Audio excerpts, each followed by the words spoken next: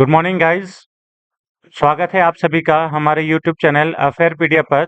आज का तारीख है 11 जुलाई 2024 और इस दिन के करंट अफेयर्स का सभी अति महत्वपूर्ण प्रश्न हम लोग इस वीडियो में डिस्कस करेंगे। तो चलिए वीडियो को शुरू करते हैं, लेकिन उससे पहले आज का मोटिवेशन देख लेते हैं।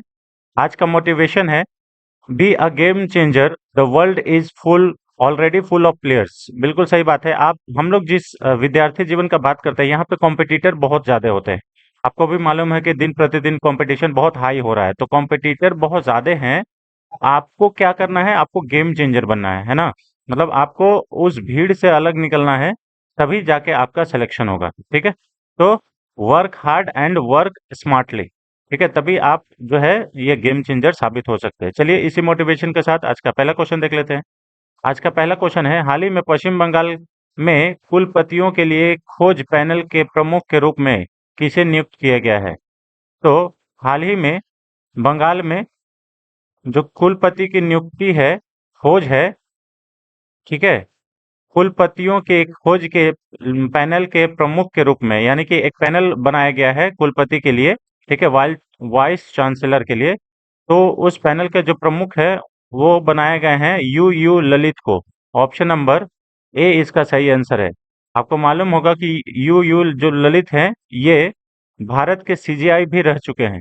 ठीक है, अगर आपको बात करें भारत की सीजीआई की, तो सबसे पहले भारत के सीजीआई जो सुप्रीम कोर्ट के थे वो एच जे कानिया थे। ठीक है, ये याद रखेगा। फिर उसके बाद आपको 47वां नंबर के ये थे। ठीक है, उसके बाद एन वी रमन्ना 48वां और ये 49वां नंबर के थे। ठीक है, अभी 50वां नंबर के जो हैं वो कौन थे?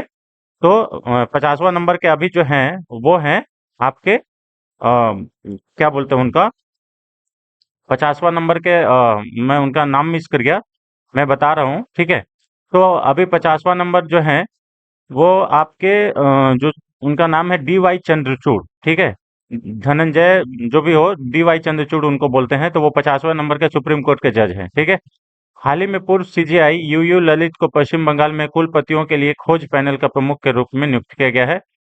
सुप्रीम कोर्ट ने भारत के पूर्व मुख्य न्यायाधीश उदय उमेश ललित को नियुक्त किए हैं। ठीक है, और ये सुप्रीम कोर्ट के द्वारा किया गया है। सुप्रीम कोर्ट की पीठ ने अध्यक्ष को एक या एक अधिक विश्वविद्यालय के अलग अलग संयुक्त खोज सह चयन समितियों गठित करना इसके लिए अधिकृत किया है। कि मतलब आप एक या एक से अधिक समिति का या एक से अधिक विश्वविद्यालय का जो आप चयनित कर सकते हैं समिति गठित करके। ठीक है, पीठ ने अध्यक्ष से पैनल में शामिल विशेषज्ञों से 4 व्यक्तियों को नामित करने का अनुरोध किया है। ठीक है, जिसमें से ये जो है वो ललित जो है वो अध्यक्ष रहेंगे। ठीक है, अब यहाँ पे देखते हैं, ये है यू ललित। अब वहाँ पे वेस्ट बंगाल की बात आई है, तो पश्चिम बंगाल, इसकी राजधानी जो है वो कोलकाता है। और पश्चिम बंगाल का पहले हम लोग मैप में देख लेते हैं, भारत का मैप में। तो ये है आपका पश्चिम बंगाल, जो कि यहाँ से शुरू होके ये सारा जो है पश्चिम बंगाल है। ठीक है, देखिए यहाँ पे जो आप लोग को दिख रहा होगा, ये आपका भारत का चिकन नेक कहलाता है। जो मतलब ये जो सिक्किम वाला जो पार्ट होता है, सिलीगुड़ी, सिलीगुड़ी जो कॉरिडोर है, ये सिलीगुड़ी वेस्ट बंगाल में ही पड़ता है और इसी को भारत का चिकन नेक भी कहा जाता है। पश्चिम बंगाल की राजधानी जो है वो कोलकाता है। क्षेत्रफल 88,752 वर्ग किलोमीटर है और इसकी जो सीमा है उत्तर में सिक्किम के साथ तथा भूटान के साथ लगता है। ये देखिए, सिक्किम भी है और भूटान भी है। ठीक है, दक्षिण में बंगाल की खाड़ी से लगता है। यहाँ पे देखिए ये वे ऑफ बंगाल है। उसके बाद पूर्व में असम तथा बांग्लादेश एवं पश्चिम में उड़ीसा, झारखंड, बिहार और नेपाल से लगता है। ठीक है, तो यहाँ पे देखिए बिहार, ठीक है, नेपाल, ये वाला जो नेपाल वाला इलाका है यहाँ से लगता है। ठीक है, उसके बाद ये झारखंड से भी लगता है और यहाँ से उड़ीसा से भी लगता है। वर्तमान में मुख्यमंत्री ममता बनर्जी हैं और वर्तमान में राज्यपाल सीबी आनंद बोस हैं, ये याद रखेगा। ठीक है, प्रथम मुख्यमंत्री प्रफुल्ल घोष हैं। ठीक है, पश्चिम बंगाल के प्रथम राज्यपाल जो है चक्रवर्ती राजगोपालाचारी थे। जनसंख्या के हिसाब से अगर बात करें, तो जनसंख्या के हिसाब से यहाँ जो जनसंख्या है वो 9.12 करोड़ है। पुरुष जनसंख्या 4.68 करोड़, महिला जनसंख्या 4.44 करोड़। जनसंख्या घनत्व 1028 व्यक्ति प्रति वर्ग किलोमीटर, यानी कि काफी यहाँ पे भीड़ भाड़ होता है। और लिंग अनुपात 950 महिलाएं प्रति 1000 पुरुष। राज्य की साक्षरता दर की बात करें तो 76.3% यहाँ पे लोग पढ़े लिखे हैं, जिसमें से पुरुष जो है 81.7% पढ़े लिखे हैं, महिला 70.5% पढ़े लिखे हैं। मुख्य भाषा बांग्ला बोली जाती है और जिलों की संख्या यहाँ पे 20 है। विधानसभा की बात करें तो विधानमंडल यहाँ पे एक सदनात्मक है, यानी कि सिर्फ और सिर्फ विधानसभा है, जिसमें विधानसभा की संख्या जो है 294 है, राज्यसभा की संख्या 16 है, लोकसभा की संख्या 42 है। राजकीय पशु भागीरथ हाथी है, भारतीय हाथी है। राजकीय पक्षी वर्ण उल्लू है, वर्ण उल्लू। प्रमुख नदियां में गंगा, भागीरथ, दामोदर, हुगली और महानंदा। यही हुगली नदी है जिसके नीचे से भारत का पहला अंडर वाटर मेट्रो जो है वो स्टार्ट किया गया है। ठीक है, ये याद रखेगा, हुगली नदी के नीचे से। प्रमुख नगर में हावड़ा, दार्जिलिंग, सिलीगुड़ी। ठीक है, यही दार्जिलिंग है जहाँ पे आपको मालूम होगा कि दार्जिलिंग के चाय को पहला जीआई टैग मिला है। ये याद रखिएगा, ज्योग्राफिकल इंडिकेटर। दुर्गापुर, दुर्गापुर, अच्छा, दुर्गापुर है, आसनसोल है, बर्दवान है, ये सब यहाँ पे प्रमुख नगर है, डिस्ट्रिक्ट है। आपको मालूम होगा कि पश्चिम बंगाल के दुर्गापुर को, दुर्गा पूजा को, ठीक है, यूनेस्को के वर्ल्ड हेरिटेज साइट में, इंटेंजिबल वर्ल्ड हेरिटेज साइट में शामिल किया गया है। ठीक है, पर्यटन स्थल में अगर बात करें तो विक्टोरिया मेमोरियल है, जूलॉजिकल गार्डन है, कालीघाट, टाइगर हिल, ठीक है, शांति निकेतन। टाइगर हिल जो है वो दार्जिलिंग में है। ठीक है, दक्षिणेश्वर एवं बेलूर मठ, हावड़ा ब्रिज, राष्ट्रीय पुस्तकालय, जैन मंदिर, ये सब कहाँ पे है? वेस्ट बंगाल में। राष्ट्रीय पार्क में सुंदरबन राष्ट्रीय पार्क, ठीक है, जल्दापाड़ा राष्ट्रीय उद्यान, उसके बाद बक्सा राष्ट्रीय उद्यान, ये सब सब आपको वेस्ट बंगाल में पाया जाएगा। देखिए, जल्दापाड़ा राष्ट्रीय अभियान। ठीक है, प्रमुख त्योहार में दुर्गा पूजा और काली पूजा यहाँ पे बहुत धूमधाम से मनाई जाती है। और लोक नृत्य में जात्रा, यहाँ पे लोक नाट्य जो है वो जात्रा है। प्रमुख शोध एवं अनुसंधान केंद्र में राष्ट्रीय एटलस तथा विषयक मानचित्र संगठन, ये कोलकाता में है। बोस रिसर्च इंस्टीट्यूट, ये Birla planetarium, central jute technology institute, ये सब वेस्ट बंगाल में ही स्थित है। प्रमुख पर्वत में हिमालय तथा शिवालिक। उच्च न्यायालय यहाँ पे कोलकाता है। और सिंचाई तथा विद्युत विद्युत परियोजना जो है वो दामोदर घाटी परियोजना यहाँ पे है। ठीक है, दामोदर नदी को बंगाल का शोक नदी के रूप में भी जाना जाता है। बंगाल का शोक नदी दामोदर नदी को कहा जाता है। ठीक है, मयूराक्षी परियोजना, तीस्ता बैराज, फरक्का बैराज। ठीक है, हवाई अड्डे की बात करें तो नेताजी सुभाष चंद्र बोस हवाई अड्डा, ठीक है, इसका पहले नाम दमदम था। और बागडोगरा हवाई अड्डा। ठीक है, उसके बाद प्रमुख फसल में गेहूं, मक्का, जौ, पटसन, चना और मटर, ये सब यहाँ पे प्रमुख फसल के रूप में होता है। अब यहाँ पे जीआई टैग के बारे में बात करें तो यहाँ पे देखिए, बालू बालूचारी साड़ी, बंगलार रसोगुल्ला, ये सब जीआई टैग मिला है। ठीक है, उड़ीसा का रसोगुल्ला को भी जीआई टैग मिला है। बर्धमान मिहिदाना, ठीक है, मिहिदाना एक बुंदिया टाइप का होता है, उसका भी जीआई टैग मिला है। बर्धमान का सीता भोग, इसको भी जीआई टैग मिला है। ठीक है, बंगाल डोकरा, उसके बाद बंगाल का पट्टा चित्रा, ये सब सब जीआई टैग मिला है। दार्जिलिंग के चाय को जीआई टैग मिला है। ठीक है, धनिया खाली की साड़ी को जीआई टैग मिला है। फसली मैंगो जीआई टैग मिला है। ठीक है, लक्ष्मण भोग मैंगो, ये सब जो भी है। और यहाँ पे हिम सागर जो आम होता है, इसका भी जीआई टैग बंगाल को ही मिला है। जयनगर मोआ, ठीक है, गोविंद भोग राइस, ये गोविंद भोग राइस जो है ना फ्रेंड्स, बहुत फेमस है वेस्ट बंगाल में। तो कोई भी अनुष्ठान होता है, कोई भी मतलब फंक्शन होता है, तो लोग इसी को ज्यादा बनाते हैं। तो गोविंद भोग राइस को भी थोड़ा याद रखेगा, ये जीआई टैग मिला है वेस्ट बंगाल को। ठीक है, ये याद रखिएगा। ठीक है, बाकी सारा चीज है और तो कुछ नहीं। पुरुलिया का चाउ मस्क जो है, मास्क, ये सब जीआई टैग मिला है। हाँ, शांति निकेतन का जो लेदर गुड्स है, जहाँ पे रविन्द्रनाथ टैगोर का जो ये है शांति निकेतन बनाया गया था, ये भी वेस्ट बंगाल में ही है। और यहाँ पे लेदर गुड्स, इसको भी जीआई टैग मिला है। ठीक है, शांतिपुर का साड़ी, वुडन मास्क ऑफ कुष्मांडी, ये भी जीआई टैग मिला है। चलिए, और तो कुछ नहीं है। चलिए, क्वेश्चन नंबर 2 पे आते हैं। हाल ही में कौन सा राज्य 10 वर्षों के लिए सड़क सुरक्षा हेतु कार्य योजना अपनाने वाला पहला राज्य बन गया है। तो 10 वर्षों के लिए सड़क सुरक्षा कार्य योजना बनाने वाला पहला राज्य राजस्थान बना है। ऑप्शन नंबर 20 का सही आंसर है राजस्थान। ठीक है। राजस्थान 10 वर्षों के लिए सड़क सुरक्षा कार्य योजना बनाने वाला पहला राज्य बन गया है। सड़क सुरक्षा के लिए राजस्थान की कार्य योजना का लक्ष्य है 2030 तक राज्य में सड़क दुर्घटनाओं को 50% तक कम करना। परिवहन विभाग के सड़क सुरक्षा सेल के द्वारा परियोजनाओं को बनाई गई है।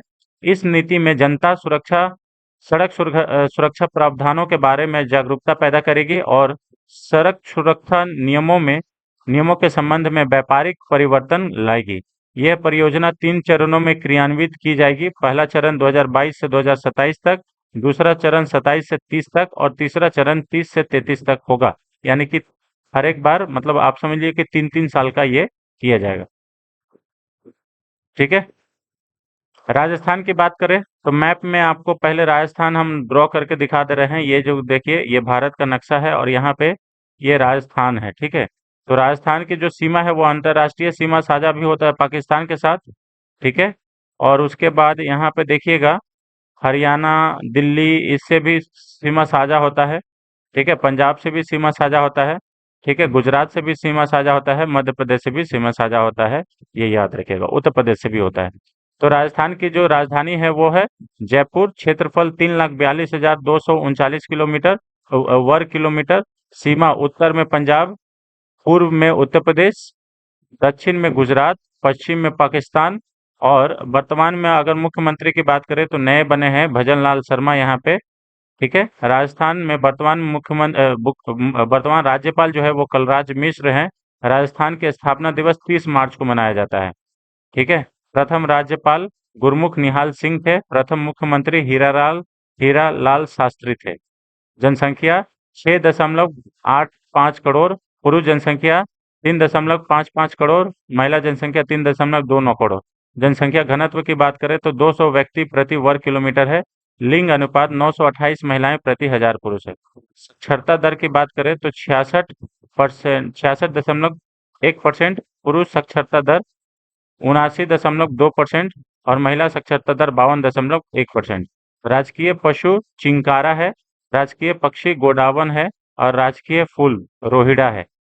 ये राजस्थान का। ठीक है। उसके बाद यहाँ पे जिलों की संख्या 33 है। विधान मंडल जो है वो एक सदनात्मक है। विधानसभा में सदस्यों की संख्या 200, लोकसभा में सदस्यों की संख्या 25, राज्यसभा में सदस्यों की संख्या 10। ठीक है।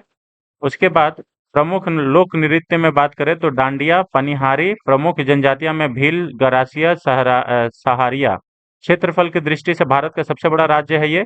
और गोकुल भाई भट्ट को राजस्थान के गांधी के नाम से जाना जाता है। अजमेर को राजस्थान का हृदय कहा जाता है।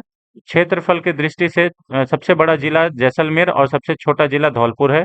प्राचीन पर्वत श्रृंखला में अरावली पर्वत श्रृंखला जो है ये राजस्थान में ही स्थित है। और सांबर झील जो है सबसे बड़े खारे पानी का झील है वो राजस्थान में है। दिलवाड़ा का झील जैन मंदिर राजस्थान में है।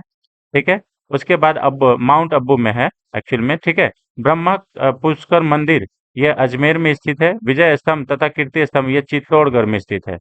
2.5 दिन का झोपड़ा और रब्बाजा मोइनुद्दीन चिश्ती दरगाह ये जो है अजमेर में स्थित है। केवलादेव राष्ट्रीय उद्यान भरतपुर में स्थित है।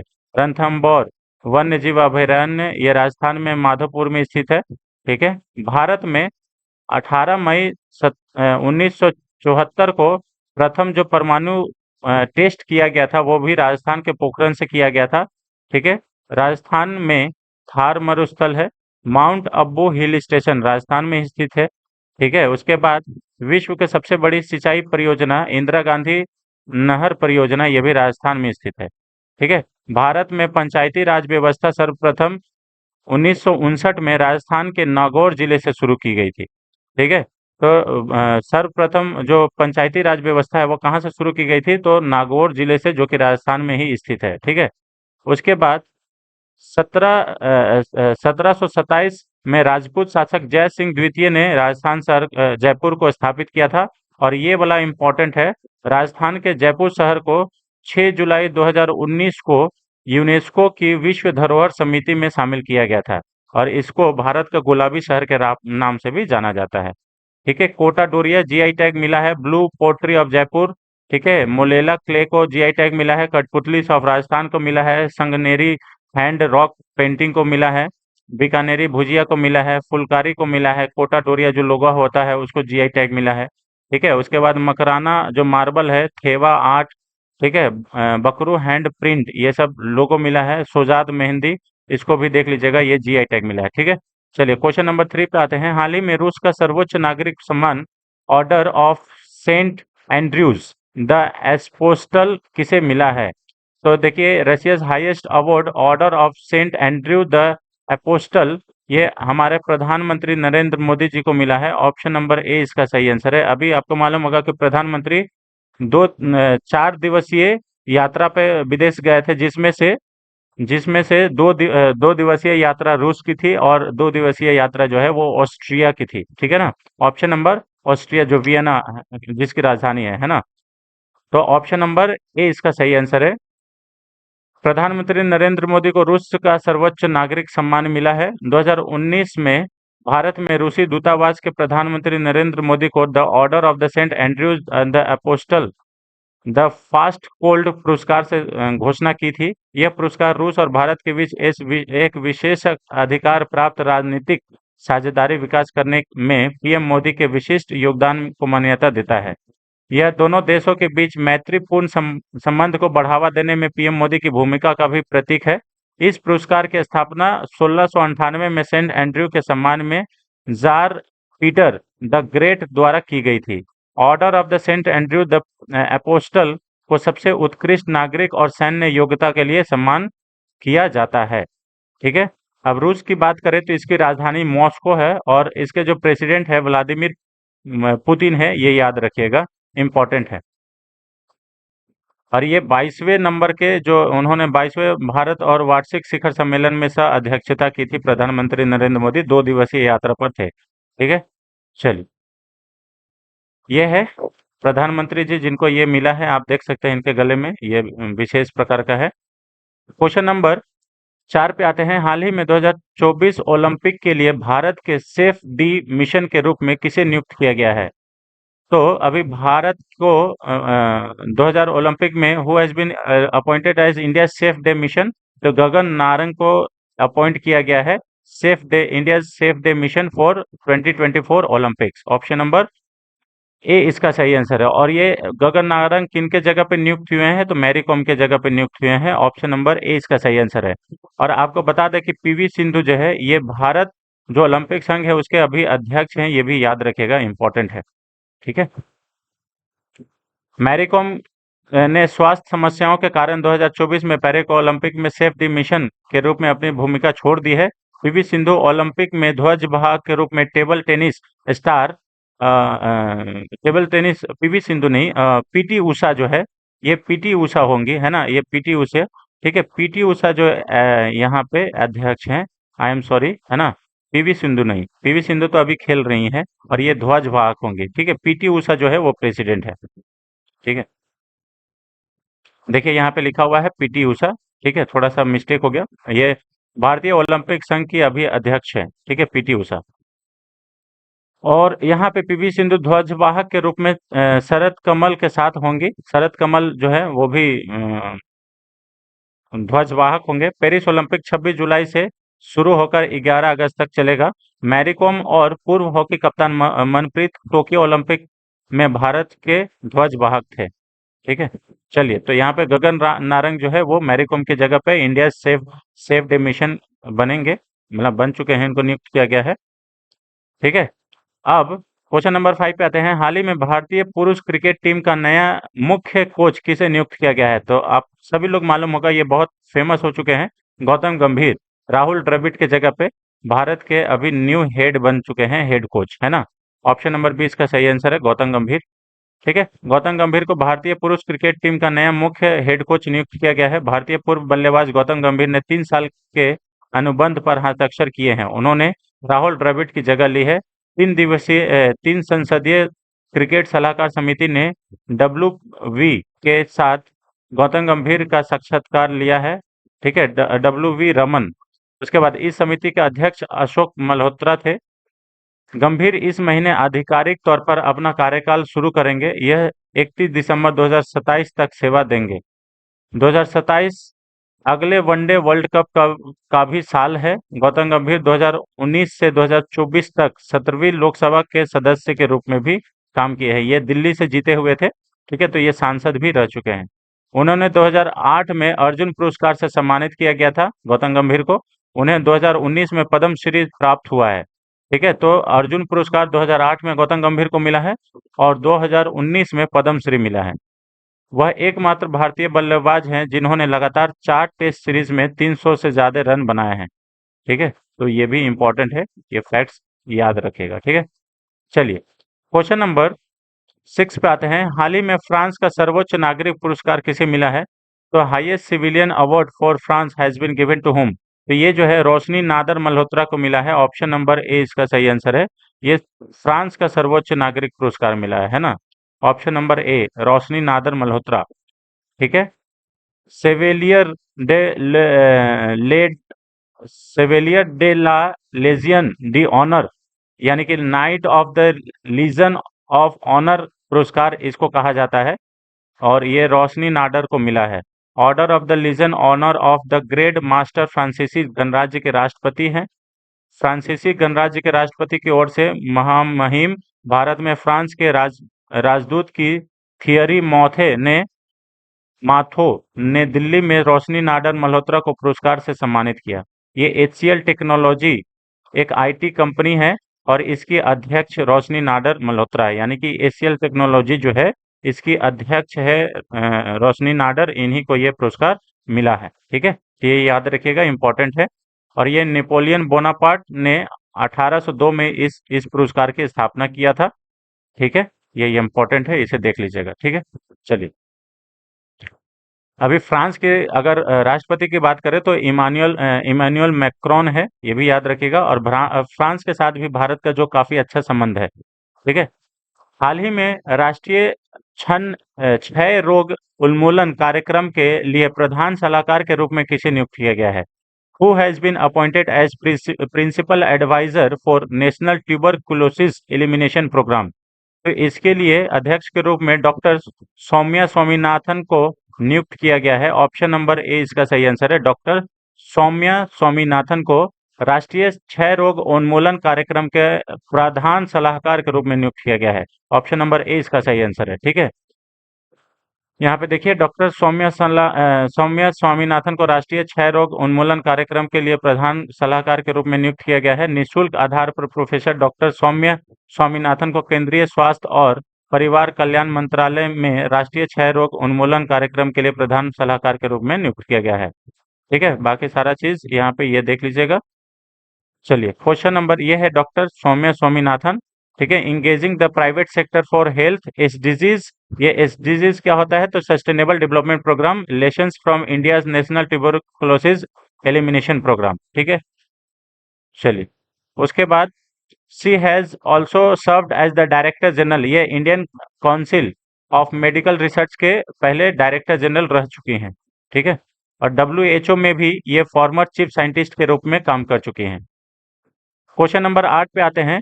हाल ही में कौन से दो देश 2030 तक द्विपक्षीय व्यापार को 100 बिलियन डॉलर तक बढ़ाने पर सहमत हुए हैं? तो आपको मालूम होगा कि अभी भारत के प्रधानमंत्री रूस की यात्रा पर थे और वहीं पे दोनों देशों में एग्रीमेंट हुआ है कि अगले 2030 तक हम लोग जो अपना व्यापार है वो 100 बिलियन डॉलर का कर लेंगे। ऑप्शन नंबर ए इसका सही आंसर है, भारत और रूस, ठीक है। भारत और रूस ये आपस में एग्री हुए हैं कि 2030 तक द्विपक्षीय जो व्यापार है वो 100 बिलियन डॉलर तक पहुंच जाएगा, भारतीय 2030 तक, ठीक है। प्रधानमंत्री और व्लादिमीर पुतिन 22वें वार्षिक शिखर सम्मेलन में शामिल हुए। संयुक्त बयान में दोनों ने यूक्रेन के आसपास संघर्ष को शांतिपूर्ण ढंग से हल करने की आवश्यकता पर भी प्रकाश डाला। दोनों नेता इस सुदूर पूर्व परियोजना पर एक सहयोग वक्तव्य पर भी सहमत हुए। और यहाँ पे और एक चीज बात बता दें फ्रेंड्स कि प्रधानमंत्री ये भी बोले हैं कि जो आपके सेना में भारतीय जो नागरिक मतलब भारतीय जो सैनिक ये है कार्यरत है उसको आप रिलीज कर दीजिए, ठीक है। तो ये भी कहा गया है, जिसे व्लादिमीर पुतिन जो है वो बड़े आसानी से मान गए हैं और उन्होंने बोला कि ठीक है वो रिलीज कर देंगे। ठीक है, इंपॉर्टेंट है। चलिए, और नेक्स्ट क्वेश्चन पे हम लोग चलते हैं। यहाँ पे थोड़ा सा आप लोग देख सकते हैं कि ये जो एग्रीमेंट हुआ है, ये जो एमओयू हुआ है, ये किस किस क्षेत्र में हुआ है। तो ये जो आर्बिट्रेशन है, फार्मास्यूटिकल सर्टिफिकेशंस है, ठीक है, क्लाइमेट चेंज है, पोलर रिसर्च है, ये सब सारे चीज इश्यूज को डिस्कशन किया गया है। ठीक है, 2023 में रशिया और भारत का जो ट्रेड है वो 66% और 20% जो फर्स्ट क्वार्टर है 24 में वो बढ़ गया है। 2023 में 66% बढ़ा था और 2024 के फर्स्ट क्वार्टर में 20% बढ़ा है। ठीक है, चलिए क्वेश्चन नंबर 9 पे आते हैं। हाल ही में खबरों में रहा व्लादिमीर सॉरी विलिगिर रंगास्वामी मंदिर टाइगर रिजर्व किस राज्य में स्थित है। तो ये जो है कर्नाटक राज्य में स्थित है। ऑप्शन नंबर ए इसका सही आंसर है। हनूर तालुक के विलिगिर रंगास्वामी मंदिर टाइगर रिजर्व, ये बेंगलुरु वन्य जीव रेंज में माधव धुरू में 35 वर्षीय मादा हाथी मृत पाई गई है। कर्नाटक के चामराजनगर जिले में स्थित बीआरटी पश्चिमी और पूर्वी घाट के पुल करता है। ठीक है, भगवान विष्णु के मंदिर वाली सफेद चट्टान जो नाम पर यह 2011 में 574.82 वर्ग किलोमीटर में फैला यह वाघ अभयारण्य जंगल में विविध प्रकार की वनस्पतियां इसमें शामिल है। अब कर्नाटक की बात आई है तो कर्नाटक आपको यहाँ पे मैप में दिख जाएगा। ये है कर्नाटक का मैप, ठीक है, जिसकी राजधानी महाराष्ट्र से भी साझा होती है और यहाँ पे अरब सागर से भी होता है, तमिलनाडु से भी होते हैं, आंध्र प्रदेश से भी होती है और तेलंगाना से भी होती है।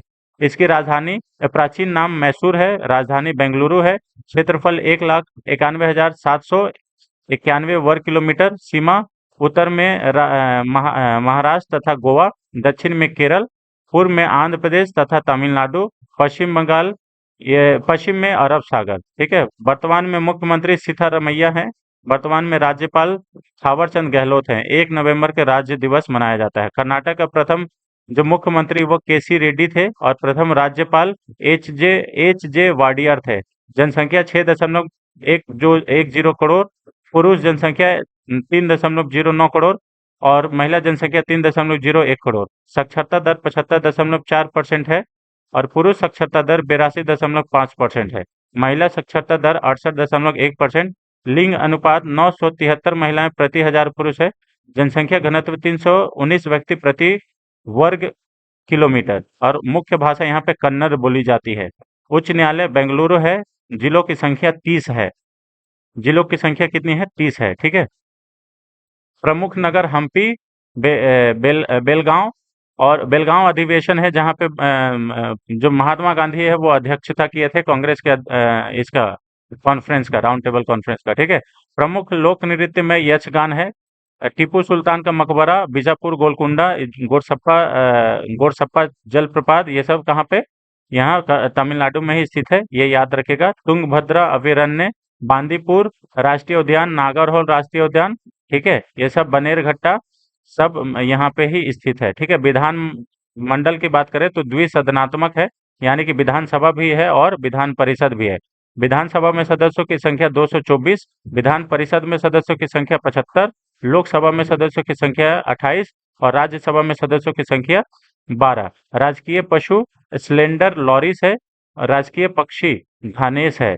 महात्मा गांधी ने एकमात्र कांग्रेस अधिवेशन की अध्यक्षता 1924 में बेलगांव में की थी और ये कर्नाटक में ही स्थित है। भारत का सबसे बड़ा जलप्रपात जोग प्रपात जो है वो गरसप्पा जोग प्रपात मैसूर में स्थित है। बेंगलोर को भारत का इलेक्ट्रॉनिक नगर के नाम से भी जाना जाता है और सिलिकॉन वैली के नाम से भी जाना जाता है। कर्नाटक का रत्न मैसूर को कहा जाता है। विश्व का सबसे विशाल गुंबज बीजापुर का गोल गुंबज है। ठीक है, कर्नाटक में स्थित यूनेस्को की विश्व विरासत जो है वो हम्पी है। 14वीं शताब्दी में विजयनगर साम्राज्य में राजधानी थी और ये तुंगभद्रा नदी के तट पर स्थित है। ठीक है, हम्पी विजयनगर विजिंग के बाद दुनिया का सबसे बड़ा मध्ययुगीन शहर है। संविधान में एक सदनीय या द्विसदनीय विधायिका की स्थापना विकल्प प्रदान किया गया है। वर्तमान में 6 ऐसे राज्य हैं जहां पे द्विसदनात्मक विधायिका है। उसमें से पहला आंध्र प्रदेश, दूसरा बिहार, तीसरा कर्नाटक, चौथा महाराष्ट्र, पांचवा तेलंगाना और छठा उत्तर प्रदेश है। ठीक है, ये इंपॉर्टेंट है। चलिए क्वेश्चन नंबर 10 पे आते हैं फ्रेंड्स। आज का लास्ट क्वेश्चन, हाल ही में समाचारों में देखी गई सेंटिनल परमाणु मिसाइल किस देश द्वारा विकसित की गई है? तो सेंटिनल सेंटिनल न्यूक्लियर मिसाइल जो है ये अभी हाल ही में यूएसए के द्वारा विकसित की गई है। ऑप्शन नंबर सी इसका सही आंसर है, यूएसए। अमेरिकी सैन्य नॉर्थ नॉर्थरोप ग्रुपमैन और air force global strike command के साथ LGM-35 Sentinel intercontinental ballistic missile विकसित कर रही है। यह नया ICBM 1970 के दशक से सेवा में मौजूद 400 LGM-3 म्यूटिमन 3 मिसाइलों की जगह लेगा। ठीक है, और ये किसके द्वारा किया गया है? तो यूएसए के द्वारा किया गया है। ये इंपॉर्टेंट है। यूएसए की राजधानी आपको सभी लोग मालूम है वाशिंगटन DC है, और वर्तमान में अभी राष्ट्रपति वहां पे जोe बाइडेन है, जो कि अभी राष्ट्रपति का चुनाव होने वाला है। ठीक है, ठीक है। तो ये रहा फ्रेंड्स आज का 10 अति महत्वपूर्ण प्रश्न, जो कि आने वाले सभी प्रतियोगी परीक्षाओं के लिए बेहद महत्वपूर्ण होगा। अगर आपको वीडियो पसंद आता है तो वीडियो को ज्यादा से ज्यादा शेयर करें, और चैनल पर नए हैं तो चैनल को जरूर सब्सक्राइब कर लें। Thanks for watching friends, thank you so much. मिलते हैं नेक्स्ट वीडियो में, तब तक के लिए जय Hind, thank you so much.